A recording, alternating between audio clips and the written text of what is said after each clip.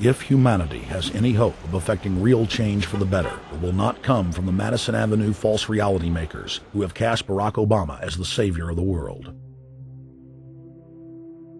To alter our course from tyranny to liberty, to defeat the corrupt elite, we must get past the puppets and confront the real power structure of the planet. Now we can see a new world coming into view. A world in which there is the very real prospect of a new world order. Webster Griffin Tarpley is an accomplished geopolitical analyst and historian. Among his scholarly works are the unauthorized biographies of George Herbert Walker Bush and Barack Hussein Obama. Since Bush the elder made his speech at the United Nations back in September of 1990 talking about the New World Order, I think I've become confused about what's actually going on in the world.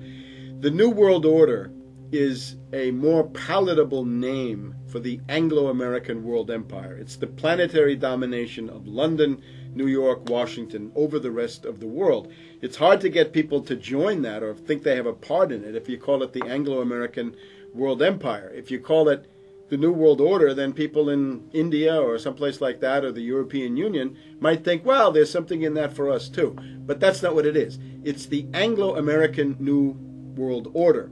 It's really the old world order. It's the British Empire morphing into the American Empire. The U.S.-British world empire is what you're going to get. Combines of powerful men have always battled with each other over the levers of power.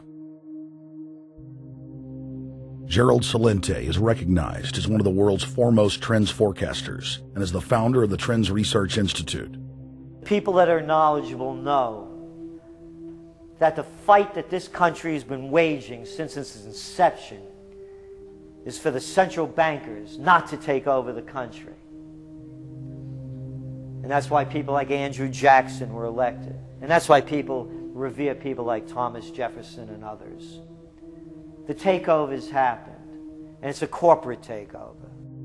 Agents of the Bank of England attempted to assassinate President Andrew Jackson on multiple occasions because of his resistance against a private central bank being set up in the United States. And it was something that Abraham Lincoln warned. And this is, by the way, why I believe he was assassinated. This is the Lincoln quote. "The money powers prey upon the nation in times of peace and conspire against it in times of adversity. It is more despotic than monarchy, more insolent than autocracy, more selfish than bureaucracy. I see in the near future a crisis approaching that unnerves me and causes me to tremble for the safety of my country. Corporations have been enthroned. An era of corruption will follow, and the money power of the country will endeavor to prolong its reign by working upon the prejudices of the people until the wealth is aggregated in a few hands and the republic is destroyed." Wall Street has killed Main Street. So I know how unpopular it is to be seen as helping banks right now, especially when everyone is suffering in part from their bad decisions. I promise you, I get it.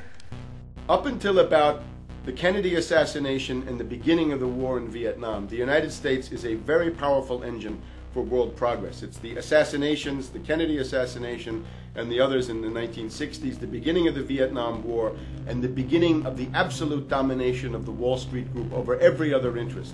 Nobody else counts except the Wall Street money masters. That has now made the United States into no longer a force for progress, but something very different, often a force for destruction in the world. The military-industrial complex has taken over the country along with the Wall Street gang. If you look also at the people that Obama has put on his appointments list, it's all Wall Street. It's government of Wall Street, by Wall Street, and for Wall Street. There's nobody from heavy industry. There's nobody from the auto sector, nobody from Silicon Valley, nobody from big oil, nobody from defense, no labor, no women, no retirees, no small business, nothing. It's pure Wall Street. The only people who have a voice in Obama's councils are Wall Street finance oligarchs. That's all there is. Nobody else counts for anything under Obama. It's the most extreme Wall Street administration we've ever had. Before his death, President Woodrow Wilson apologized to the public. regretting that he had been deceived by a group of international bankers, and the country's financial system had fallen into their iron grip via the Federal Reserve Act of 1913.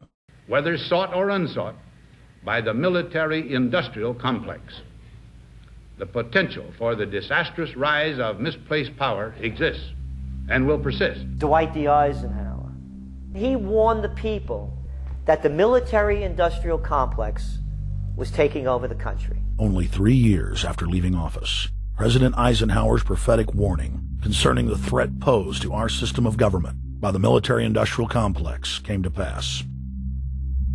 President John F. Kennedy had enraged the entire elite network. Now, Kennedy was brought in as somebody who was expected to be a puppet. It was thought that his pro-Nazi father, Joseph P. Kennedy, the bootlegger, the speculator, would guarantee that Kennedy would be obedient to the establishment.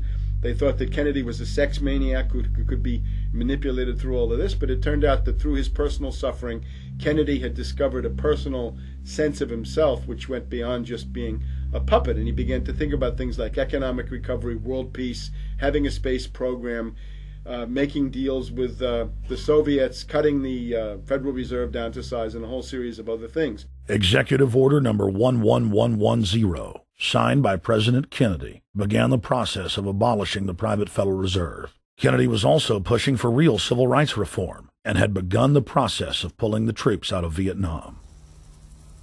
The last time you had an actual president was Kennedy. The oligarchs took swift and decisive action. When John Kennedy attempted to take the government back from the robber barons, he was brutally murdered.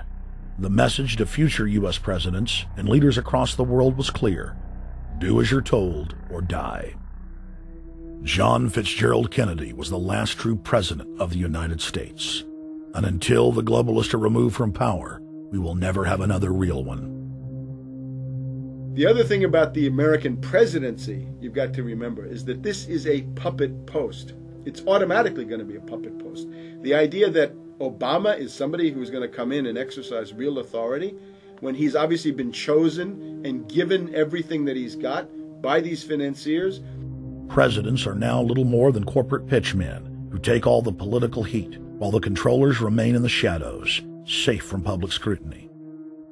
Hip-hop icon KRS-One is not just known for selling millions of albums. He has led a tireless crusade against youth violence and has been a strong voice for human rights. If they controlled it before, what makes you think they're not controlling it now? The country was on a verge of revolution. They threw a black man up. Now we like this. They give him the money, they give him the bundling, they give him vote fraud, they give him the media whores, they give him goons. They even have elected officials making threats to put people in jail if they criticize Obama in public. All of this is the mark of a puppet. And that means that he is a puppet, actually more of a puppet than anybody else, more of a puppet than Mrs. Clinton would have been, even more of a puppet than McCain. He's the maximum puppet that we've had, certainly since Jimmy Carter. They put a black face on the New World Order, and now we all happy. KRS ain't buying it. In the real executive power structure, the president serves the military-industrial complex. It's self-owned by the international bankers. If there's a revolution, the population just throws out the prime minister or president. The elite stays in power because the public is never aware of who the real